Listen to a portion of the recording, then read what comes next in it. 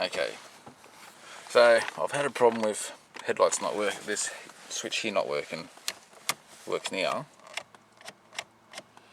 How I've had to fix it is I've had to pull the whole thing completely apart, like 2 screws at the bottom, and take this cover plate here off, drop the steering wheel down, get this cover completely off. The bottom one comes out completely, but the top one is still partly attached by that fake lever. And you got to like get it over the indicator part there, high beam switch, whatever you want to call that. And the bottom cover also has the steering wheel adjuster that you have to work your way over. You have to kind of like flex the plastic a little bit to get over that. Get it all apart. Then you'll see, if I can get a screwdriver in here quickly, just to pop that bit of rubber out.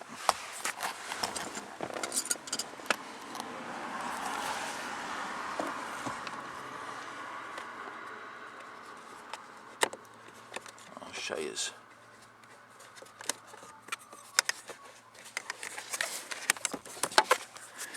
Okay, you can see that. Oh, no, you can't. Not like that, you can't.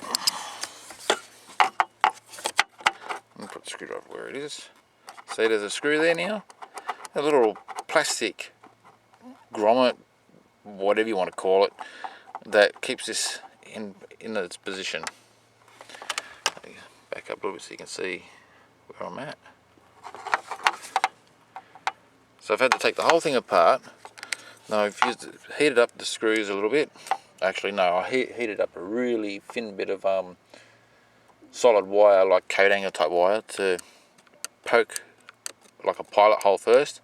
Then I used screws of a really tiny thread to go on both sides to replace those worn down grommets. And now doing that, everything works beautiful again, how it should. Low, high, and flash. And if you was to pull the whole switch apart, you'd find that there's one switch on the back there that has 3 wires. That controls the...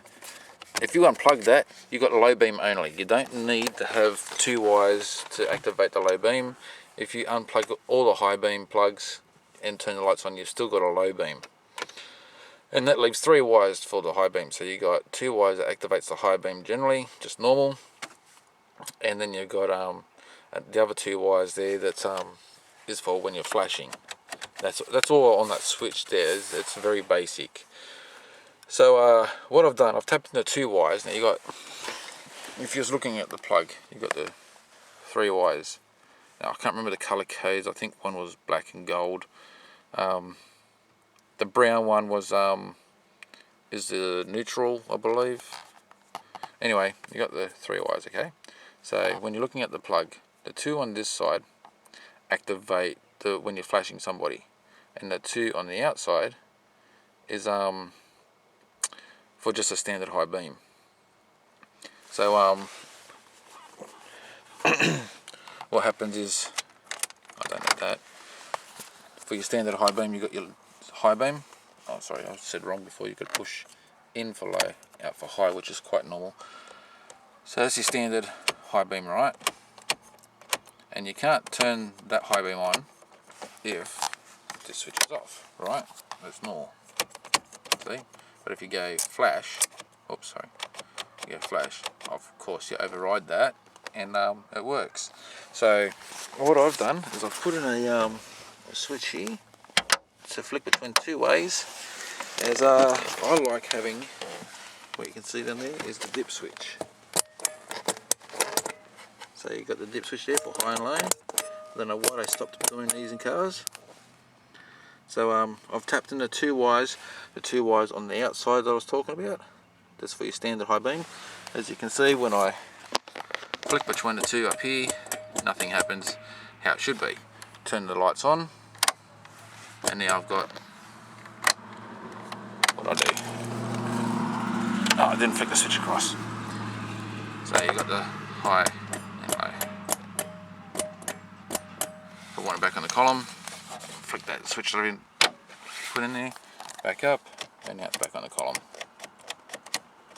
and the flash works that way on the column, which if the switch flicked, that doesn't work when you've got the dip switch, as it shouldn't work when you've got the dip switch. So kind of a bit of a bonus. You can have a pick which way you want it. I prefer it on the floor, much easier driving. Some people prefer it on the column. So that covers all of that, I think. Alright, thanks for viewing. Cheers guys.